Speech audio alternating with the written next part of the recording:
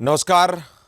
અઠવાડિયાના અંતે અમે જે પ્રમાણે સાયબર અવેરનેસ એપિસોડ કરીએ છીએ તે જ પ્રમાણે આજે રવિવારે સાયબર અવેરનેસ એપિસોડ આ ટોક શોમાં આપનું હાર્દિક સ્વાગત છે.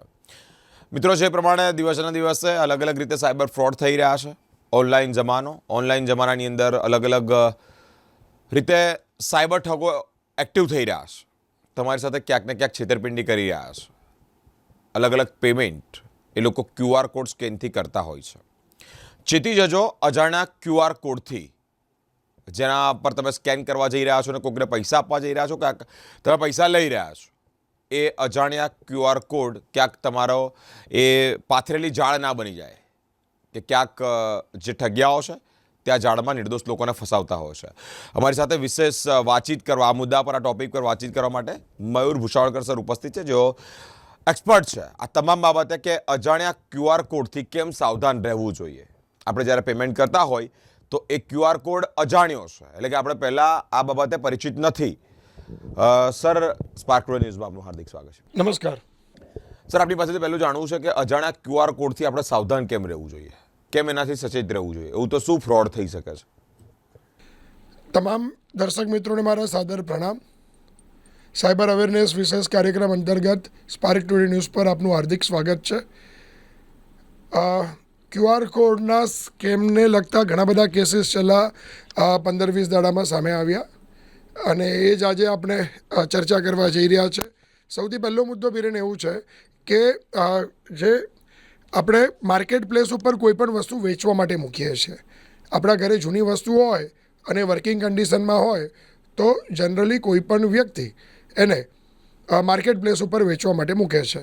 તો જ્યારે માર્કેટ પ્લેસ ઉપર વેચવા માટે મૂકે તો એ માર્કેટ પ્લેસ પર વસ્તુ જોઈને સાયબર અપરાધી આપણો સંપર્ક સાધે છે. કારણ કે ત્યાં આપણે ઘણીવાર ખરેખર આપણું ઈમેલ એડ્રેસ જ મૂકવાનું હોય ત્યાં, પણ આપણે આપણો મોબાઈલ નંબર ઉતાવળથી મૂકી દેતા હોઈએ છીએ ને ઉતાવળે જે મોબાઈલ નંબર જ્યારે મૂકી દેતા હોઈએ ત્યારે સાયબર અપરાધી એ જ મોબાઈલ નંબરનો ઉપયોગ કરીને આપણને વોટ્સઅપ કરે છે, આપણને કોલ કરે છે ને આપણો નંબર પબ્લિક ડોમેઇનમાં ચાલ્યો જાય છે. અને સાયબર અપરાધી તમને એક પ્રકારની એ વિનંતી પણ કરે છે કે તમે જે મૂકેલી વસ્તુ છે એ ખરેખર એને ગમી ચૂકી છે અને તમે જે પ્રાઇસ ત્યાં ઓફર કરેલી છે એ જ પ્રાઇસ પર એ વસ્તુ લેવા માટે તૈયાર છે અને તમને એ પેમેન્ટ કરવા ઈચ્છે છે એડવાન્સમાં. એટલે તમે બીજા કોઈને વસ્તુ ન વેચી દો અને તમે પહેલાં જે અમાઉન્ટ તમે ત્યાં મૂકેલી હોય તેનું 50% પેમેન્ટ આપવા માટે સાયબર અપરાધી ત્યાં એગ્રીડ થઈ જાય છે. અને ત્યારબાદ જ્યારે તમે પેમેન્ટ સ્વીકારવા માટે એવું કહેશે કે અમારી ત્યાં એક જ આ પદ્ધતિ છે કે તમે જો આ પેમેન્ટ સ્વીકારવું છે તો તમારે આ QR કોડ સ્કેન કરવો પડશે અને જેનાથી તમારા ખાતામાં રૂપિયા આવી જશે. અને જ્યારે કોઈ વ્યક્તિ પોતે મૂકેલી વસ્તુ ઉપર કોઈ બાર્ગેનિંગ નથી થતું અને સાયબર અપરાધી એને સ્વીકારવા માટે તૈયાર થઈ જાય છે અને જ્યારે પૈસા આપવા માટે પણ રેડી થઈ જાય છે ત્યારે વ્યક્તિ પોતે લાલચમાં આવીને એ પૈસા સ્વીકારવા માટે એ QR કોડ સ્કેન કરી બેસે છે અને QR કોડ સ્કેન કરીને પોતે એ પોતાનો જ પિન નંબર, જે UPI પિન છે એ પિન દાખલ કરી દે છે અને એ પૈસા આવવાની જગ્યા પર એના અકાઉન્ટમાંથી પૈસા એટલા જતા રહે છે. ત્યારબાદ સાયબર અપરાધી એને એવું જણાવે છે કે આ ભૂલથી આવી ગયા છે, હું ફરીવાર તમને QR કોડ મોકલું છું, તમને તમારા પૈસા ને ઉપરથી આ બીજા પૈસા બંને પાછા આવી જશે, પરંતુ ફરીવાર પણ એટલી અમાઉન્ટ જતી રહે છે અને વ્યક્તિનું આ જ મોડસ ઓપરન્ડીથી બેન આખું અકાઉન્ટ ખાલી થઈ જાય છે. આ પહેલા પ્રકારની આખી રમત સાયબર અપરાધીઓ રમી રહ્યા છે. બીજો મુદ્દો, અત્યારે એ લોકો તમને તમારા વોટ્સઅપ પર રેન્ડમલી એક ધમકી મોકલે છે અને ધમકી એવી રીતે મોકલે છે કે તમારું બેંક એકાઉન્ટ છે, તમારું પેન કાર્ડ છે, આ બધું જ તાત્કાલિક બ્લોક થઈ જશે અને જો તમારે બ્લોકથી બચાવવું છે તો આ QR કોડ સ્કેન કરો. અને જેવો કોઈ વ્યક્તિ QR કોડ સ્કેન કરશે એટલે એને એક ભલતી વેબસાઇટ પર લઈ જવામાં આવશે અને એ ભલતી વેબસાઇટ એના મોબાઈલની અંદર એક ફોર્મ ડાઉનલોડ કરવાનું કહેશે અને જેવો વ્યક્તિ ફોર્મ ડાઉનલોડ કરશે તો એના મોબાઈલની અંદર માલવેર સ્થાપિત થઈ જશે અને આખો મોબાઈલ સ્ક્રીન મિરરિંગ થઈ જશે અથવા માલવેર એ સ્ક્રીન અથવા બ્રાઉઝર પર થતી કોઈપણ ગતિવિધિને હાઇજેક કરશે અને ત્યારબાદ એ વ્યક્તિના બેંક એકાઉન્ટ સુધી રીચ મેળવીને કાં તો એની ગતિવિધિઓ જોઈને બેંકની માહિતી મેળવીને એ વ્યક્તિનું બેંક એકાઉન્ટ ખાલી કરવાનો પ્રયત્ન કરવામાં આવશે અથવા એનો ડેટા ચોરવામાં આવશે. આ બીજા પ્રકારની રમત અત્યારે સાયબર અપરાધીઓના એનાથી ચાલી રહી છે અને આવી કોઈ પણ ધમકી અત્યારના સમયની અંદર જનરલી શું હોય છે કે ITR રિટર્ન્સનો સમય આવ્યો, ત્યારબાદ ITI પે કરવાનો સમય આવ્યો, ત્યારબાદ સાથે તમે જો જોઈ શકો છો તો KYCs આવ્યા. તો આ બધી બાબત સામે આવતી હોય છે ત્યારે જનરલી વ્યક્તિ પેનિક થઈ જતો હોય છે. પરંતુ આવી કોઈ બાબતથી પરેશાન ન થવું જોઈએ. અને અનનોન નંબર પરથી જ્યારે પણ આપણને આવા કોઈ પણ પ્રકારનો, ફરીવાર રિપીટ કરું છું, અનનોન મોબાઈલ નંબર પરથી જ્યારે પણ આપણને એવું કોઈ ધમકી આવે કે તમારું બેંક એકાઉન્ટ બંધ થઈ જશે, તમારું પેન કાર્ડ બ્લોક થઈ જશે, તો ત્યાં અટકી જવું જોઈએ. એને રિસ્પોન્ડ કરવું નહીં જોઈએ. એ વ્યક્તિને બ્લોક કરી દેવો જોઈએ. એ વ્યક્તિની જે તમને ઓફર મૂકેલી છે કાં તો ધમકી આપેલી છે એના સ્ક્રીનશોટ લઈ લેવા જોઈએ. અને એ QR કોડ સ્કેન કરવાથી બચવું જોઈએ. અમુક જણના મોબાઈલમાં બિરેન એ ઓટો ડાઉનલોડ WhatsApp પર હોય છે. બરાબર. તો ઓટો ડાઉનલોડ જ્યારે તમારા મોબાઈલ પર ઓન હોય ત્યારે આવા QR કોડ ઓટોમેટિકલી ડાઉનલોડ થઈ જતા હોય છે અને આપણે પછી એને સ્કેન કરી લેતા હોઈએ છીએ. પરંતુ હું એવું માનું છું કે બને તેટલું આજના સમયની અંદર ઓટો ડાઉનલોડ આપણે ઓટોમેટિકલી ન રાખવું જોઈએ. ઓટો ડાઉનલોડ ઓફ રાખવું જોઈએ. આપણી ઈચ્છા મુજબ જ એને ડાઉનલોડ કરવું જોઈએ. કારણ કે જ્યારે પણ કોઈ બેંક કે પછી કોઈ પણ દેટ ગવર્મેન્ટ સંસ્થા તમને જ્યારે કોઈ મેસેજ મોકલતી હોય છે ત્યારે એમના ડેડિકેટેડ SMS હેડર ગેટવે હોય છે. એનાથી જ એ લોકો તમને મેસેજ મોકલતા હોય છે. અને એમના મેસેજની અંદર પાછળ કાં તો -G કાં તો -S એવું લખેલું હોય છે. એસનો મતલબ થાય છે સર્વિસ, જીનો મતલબ થાય છે ગવર્મેન્ટ. અને અનનોન મોબાઈલ નંબર પરથી જે 10 ડિજિટના મોબાઈલ નંબર પરથી જો આવો કોઈ મેસેજ આવે તો એ QR કોડને અવગણવો અને એની પુષ્ટતા કર્યા વગર એને ડાઉનલોડ કરો કાં તો એને સ્કેન કરો. એ આપણી માટે, કાં તો આપણું પિન નાખવું એ આપણા માટે એક મુશ્કેલી સર્જી શકે છે આપણા બેંક એકાઉન્ટ સાથે. ત્રીજા પ્રકારનો સાયબર ક્રાઇમ આમાં QR કોડની અંદર અત્યારે એવો જોવા મળી રહ્યો છે કે તમે લકીલી ઇનામ જીત્યા છો અને તમે ઇનામ જીત્યા છો એટલે તમારે ઇનામને જો ક્લેમ કરવું છે તો તમારે આ QR કોડ સ્કેન કરીને તમારી બેંકની માહિતી દાખલ કરવાની છે અને તમારું ડેબિટ કાર્ડની માહિતી દાખલ કરવાની છે. અને જેવો વ્યક્તિ આ ડેબિટ કાર્ડની માહિતી દાખલ કરશે તો એ એન્ક્રિપ્ટેડ નથી હોતું. SSL સર્ટિફિકેટ બિરેન ત્યાં લાગેલું નથી હોતું અને એને કારણે પરિસ્થિતિ બિરેન ત્યાં એવી ઊભી થાય છે કે વ્યક્તિ જ્યારે પોતે આ QR કોડ સ્કેન કરે છે ઇનામની લાલચ મેળવવા માટે, ત્યારબાદ પોતાની બેંકની ડિટેલ ભરે છે અને જેવું એ પોતાની ડેબિટ કાર્ડની માહિતી ત્યાં દાખલ કરે એટલે સાયબર અપરાધી એ માહિતી મેળવીને એમેઝોન કાં તો ફ્લિપકાર્ટ એવી અલગ અલગ જે ઈ-કોમર્સ પોર્ટલ્સ છે એના પરથી ગિફ્ટ કાર્ડ ખરીદી લે છે અને ત્યારબાદ લોકોને મુશ્કેલીમાં મૂકે છે. અમુકવાર એ જ QR કોડથી વ્યક્તિના મોબાઈલની અંદર વાયરસ પણ ઇન્જેક્ટ કરવામાં આવે છે. એટલે એ વાયરસ ઇન્જેક્શન ટૂલ પણ બની જાય છે QR કોડ. એટલે ખાસ એ બાબતનું ધ્યાન રાખવું જ અત્યંત જરૂરી છે. Number 4, public place. પબ્લિક પ્લેસમાં પણ ઘણા બધા QR કોડ હોય છે અને લોકો પોતે ઇન્ફોર્મેશન મેળવવા માટે ત્યાં QR કોડ ને સ્કેન કરતા હોય છે. ત્યારે સાયબર અપરાધીઓ એક અલગ પ્રકારની મોડસ ઓપરન્ડી અત્યારે છેલ્લા કેટલાય સમયથી યુટિલાઇઝ કરી રહ્યા છે કે જાણીતી કોઈક જગ્યા હોય ત્યાં જાય છે, ત્યાં QR કોડ મૂકેલા હોય છે. એ લોકો એ જ QR કોડને રિપ્લેસ કરીને પોતાનો QR કોડ ત્યાં મૂકી દે છે અને ત્યારબાદ જ્યારે આપણે કોઈક એક સંસ્થાની વેબસાઇટ પર જવા માંગીએ તો એના પર નથી જઈ શકતા. એને અમારી ટેકનિકલ ભાષામાં બિરેન ક્વિશિંગ કહેવાય છે. ક્વિશિંગ એવા પ્રકારનો સાયબર ક્રાઇમ છે કે QR કોડની મદદથી તમને એક ઓરિજિનલ વેબસાઇટની જગ્યા પર ભલતી વેબસાઇટ પર લઈ જવી જે ઓરિજિનલ વેબસાઇટ જેવી જ હોય છે. આ ફિશિંગનો જ એક પ્રકાર છે પરંતુ એ ઓરિજિનલ વેબસાઇટ નથી હોતી અને વ્યક્તિ ત્યાં જાય છે, ત્યાં એને લેજિટમેટ એટલે સાચી વેબસાઇટ ગણે છે, ત્યાં ડીલ કરે છે, પેમેન્ટ કરે છે અને એ પેમેન્ટ સાયબર અપરાધીના ખાતામાં જતું રહે છે. એટલે આ ચોથા પ્રકારનો QR કોડ સાયબર ક્રાઇમ છે. એટલે આ ખાસ ધ્યાન રાખવું. અને પાંચમું, જે મારા વેપારી મિત્રો છે, દુકાનદારો છે, તે લોકો પણ ધ્યાન રાખો કે જનરલી શું હોય છે કે તમે તમારા દુકાનની બહાર QR કોડ લગાડેલો હોય છે અને એ લોકો આ જ QR કોડનો પહેલાં ફોટો પાડી જાય છે, નાની અમાઉન્ટનું ટ્રાન્ઝેક્શન તમારી પાસે કરે છે, ત્યારબાદ એવો જ પોતાનો QR કોડ બનાવીને એ જગ્યા પર તમારી અજાણતા એ લોકો ચિપકાઈને જતા રહે છે. એટલે ઘણું બધું પેમેન્ટ અમુક સમયમાં એ વ્યક્તિના ખાતામાં જતું રહે છે. આવા પ્રકારના 5 QR કોડ સ્કેમ અત્યારે છેલ્લા થોડાક સમયમાં સામે આવ્યા છે. પરંતુ આ બધા જ QR કોડમાં જો યુઝર પોતે ઇન્ટરનેટ યુઝર જાગૃત હોય તો મારું પોતાનું એવું માનવું છે કે આવા જે સાયબર અપરાધીઓના મનસૂબા હોય છે એ મનસૂબા ક્યારેય બિરેન સિદ્ધ નથી થઈ શકતા. અને આપણે સ્પાર્ક ટુડે ન્યૂઝના માધ્યમથી આ જ એક પહેલ છે કે એક જ વિનંતી છે કે QR કોડ સ્કેન કરતાં પહેલાં સાચવવું અત્યંત જરૂરી છે.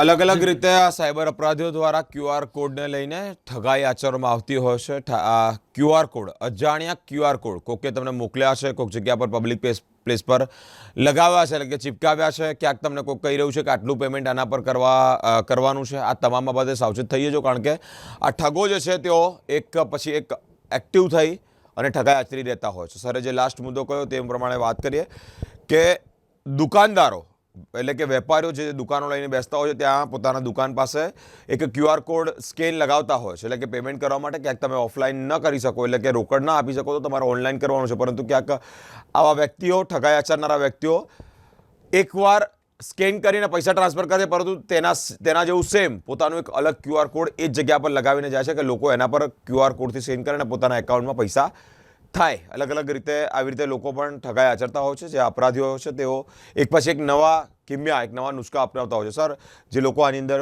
ફસાયા હોય છે, કયા પ્રકારનું ધ્યાન ખૂબ રાખવું જોઈએ?